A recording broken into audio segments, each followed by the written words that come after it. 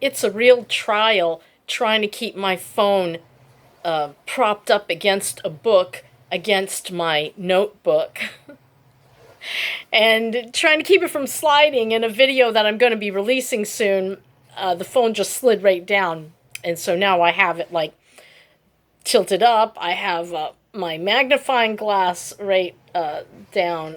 You can't see my finger right there, holding the phone up so that I can do a video for you. I know there was some questions about, compelled by the song I did last night, and I was in my pajamas, but it was bedtime last night, and I was just thinking about my guitar. I have this blue guitar. Where is it? What did I do with it? Wait a minute. It's a little dusty. I need to, it's a really pretty blue. Maybe you can kind of see the color. And it's a cheap guitar. And I did try to, after I did my rendition, that was supposed to be a rendition on two songs, Can't You See? And then Bon Jovi's, what is the name of Bon Jovi's song? Dead or Alive. I think that's the name of the song. So, I just was messing around and thought, wouldn't it be fun if I make up some words to express what happened to me? Because I was feeling pretty blue and I wanted to sing the blues, and I haven't played guitar in years. And I got another one in mind that might be coming up, and Blue Rose wants me to wear a cowboy hat while I sing it. I have something close, so maybe we'll do that, right? So, what happened with the van? I think it's a sure indicator when a van has been up for sale for months and the price keeps coming down. Around here, if the van was good, it's gone in 2 hours. And I missed two out of my own stupidity, and I just feel really bad about it. But my daughter Rachel is always, it wasn't your van, Mom. Your van's coming. Quit panicking. So I started to panic, and so I thought, I was supposed to go look at one that was on Offer Up, but in fact that was a very old ad, and they never took it down, so they didn't have any vans. And then I said, well, there's this one here that I was going to go see in the beginning when it was 6,500, and suddenly it was 4,300, and then they adjusted that later to 4,500.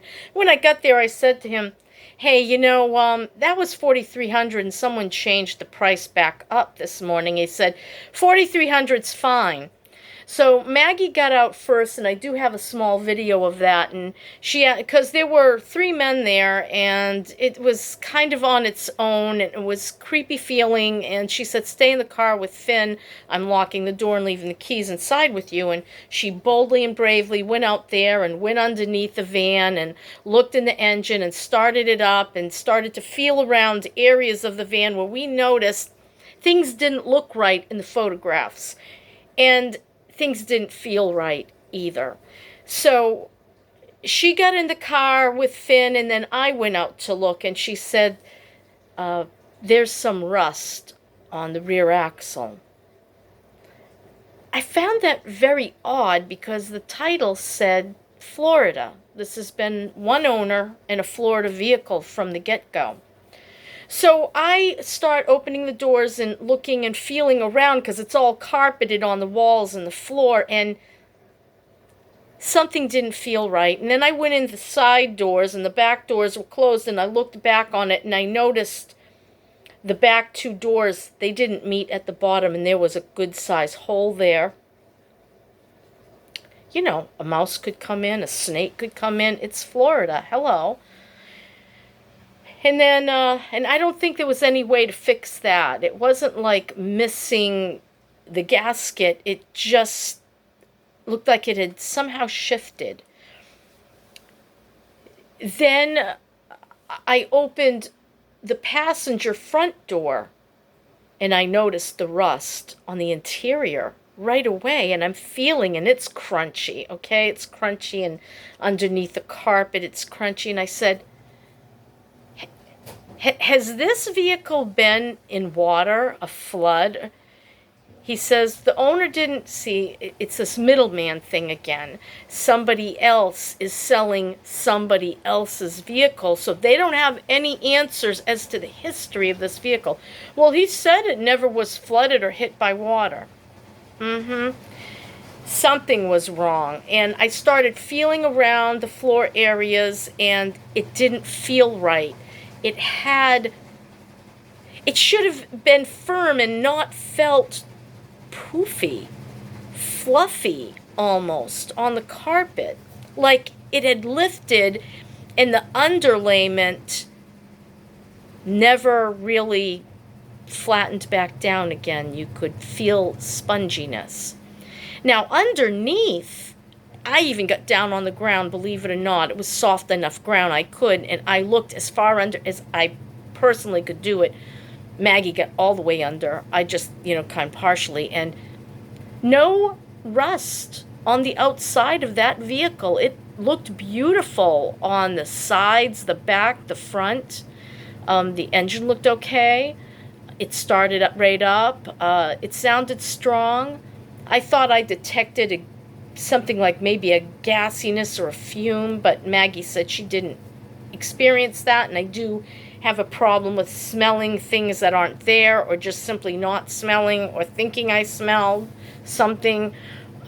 So that, I tried to look up the VIN number because I felt rest assured that this vehicle had taken water somehow on the inside. I don't know if maybe where it had the high top, if there had been a seal break, because I thought in the photographs that he had online, that one section where the driver's side is in the rear looked odd. And Maggie said when she was feeling it, it didn't feel right. And she said, Mom, that's a really old vehicle, a 1994.